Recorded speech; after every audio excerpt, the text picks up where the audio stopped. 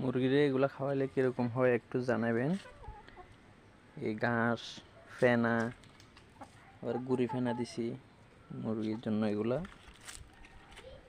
এইগুলার জন্য ডিম পাইতেছে এগুলা 100%। মুরগি যা কয়টা আছে ডিমও তা আছে, দিচ্ছে মাশাআল্লাহ, ভালো ডিম দিচ্ছে, দোয়া করবেন। কিছুদিন পরে বাচ্চা দিবে। এটা কুচে আসে, দেখতেছেন এগুলা মিশরি, এগুলা আপনার কুচে বসে না। কুচে বসার জন্য আমি দেশি মুরগি নিছি, ছোট এখনো। এগুলা দেশি।